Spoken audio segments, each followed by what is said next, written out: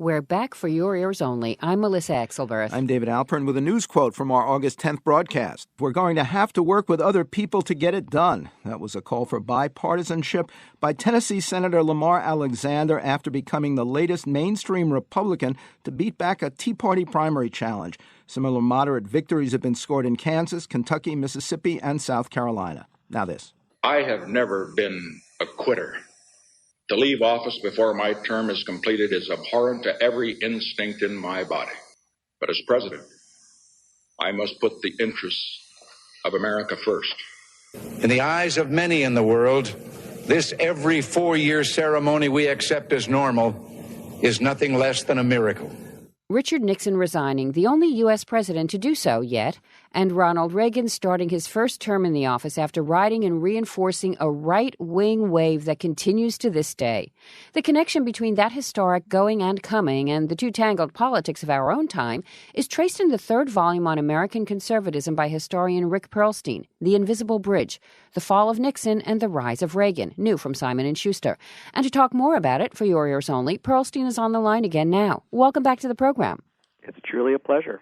Not coincidentally, we presume, publication of your new book was timed to the 40th anniversary of Nixon's resignation last week. But were you surprised that it also lands at a time that talk of presidential impeachment is again in the air, as well as conflict in the Middle East and charges of impropriety by U.S. Secret Intelligence Services, CIA torture, and massive NSA snooping after the 9/11 terror attacks? Well, certainly the impeachment thing didn't surprise me at all. I remember doing a radio interview with an NPR reporter who asked me what I expected from Obama's second term, and I said the Republicans will try to impeach him. And he was incredulous, and he said there's no way. But the fact of the matter is I've been writing since about 2007 that there are millions of Americans who don't consider Democrats in general and liberals in particular legitimate kind of partners in the governing of the country. That sort of extremism is one of the things that I'm tracing in this 3-book series of mine. Your new book actually ends at the point Reagan has lost his first bid for the Republican presidential nomination to Gerald Ford, who as an appointed vice president became the incumbent after Nixon's resignation. But you see that loss helping to recharge the anger and determination of conservatives previously pummeled in the Lyndon Johnson landslide over Barry Goldwater. Talk about that. Yes, very much so. That convention is very fascinating as a loss of a battle that suggests kind of soon to be the winning of a war. Basically, to take it back, Ronald Reagan decides he's going to run for president against a sitting member of his own party, which hasn't been successful since Chester Arthur. And Ford is, of course, weak politically. He has pardoned Nixon, which is very unpopular. He has never been elected. But still, the pundits are like, this is crazy. And when Ronald Reagan scored well in a Gallup poll early in 1976, one of the newspapers ran under the headline, "Has the Gallup poll gone crazy?" But, he battles to basically neck and neck with Ford. He uses the issue of the Panama Canal. America's renegotiating the treaty, and Reagan calls that a giveaway to a tin-horn dictator. And after Vietnam, this message he's giving, that his slogan was, "We bought it, we built it, it's ours," was that a kind of America was selling away its patrimony piece by piece.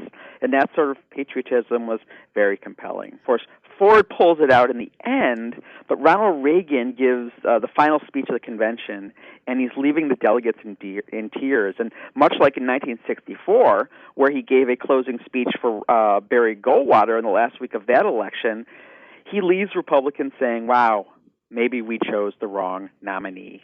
Well, a key part of Reagan's appeal, you say, even across party lines, was the honor and absolution he offered Americans after the shame of Watergate, defeat in Vietnam, and a variety of complaints about economic and social conditions. Say more on that. I basically discovered, I don't think any other historian has really written about this, that Ronald Reagan's response to Watergate was always either to dismiss it, saying it wasn't an important story, or to say that, well, most famously, a quote that really kind of got a lot of attention at the time, the Watergate burglars were, quote-unquote, not criminals at heart.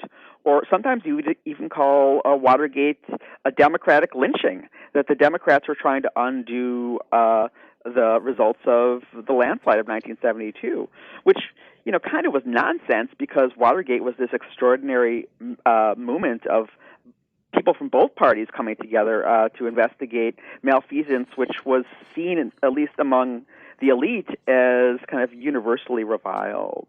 But the idea that Ronald Reagan was saying these things was seen as kind of a total impediment to his political rise. And what people didn't understand at the time was this kind of permission he was giving to his listeners, to the American people, not to worry, not to kind of face this big structural problem. The kind of riffs he was doing about Vietnam in 1980, his most famous line about that was that the Vietnam War was in fact a noble cause, was very attractive to people who didn't really want to do the hard work of reckoning with the morass of the 1970s. How do you explain the fact that Reagan is now such a hero to the rigid Republican right when his own conservative rhetoric was often contradicted by compromises he made to govern as president? Well, there's a parallel in how he ran for president in 1976. Gerald Ford, poor Gerald Ford, who was quite conservative, he got a 0 from the liberal group Americans for Democratic Action when he was in Congress, was saddled with the responsibility of governing. And governing is not a profession for heroes, right? So Ronald Reagan would always, point to these compromises and say, look, we need a party that represents no pale pastels. That was his line. And then, of course, when Ronald Reagan was in power, well, first as governor and then as president, he proved himself a very able compromiser, a very able manipulator of the process. But the fact of the matter is, Ronald Reagan was also very good, even when he lost in a compromise, to always kind of shore up rhetorically the idea that conservatives were right and liberals were wrong. He'd say he was forced into a compromise. Sometimes he would say he was forced into a compromise because his opposition was underhanded. He was always dividing the world into the good guys and the bad guys, such that conservatives, who, by the way, often reviled him for not only his compromises, but his refusal to kind of staff his administration with conservative movement activists. I remember George Will writing very nasty things about Reagan when he talked to Gorbachev. Really, we're looking for a hero. And if you think about it, who else do they have? There's Nixon, there's Ford, there's Eisenhower, who was seen as a centrist. There's a paucity of heroes to choose from. So kind of almost after the fact, much like Kennedy for the Democrats, he becomes this larger-than-life figure carved in marble for the future. From our August 10th broadcast, Ron Perlstein's new book is The Invisible Bridge, The Fall of Nixon and the Rise of Reagan from Simon & Schuster. Next, Alexandria by the Bay, a library of all and for all, for your ears only.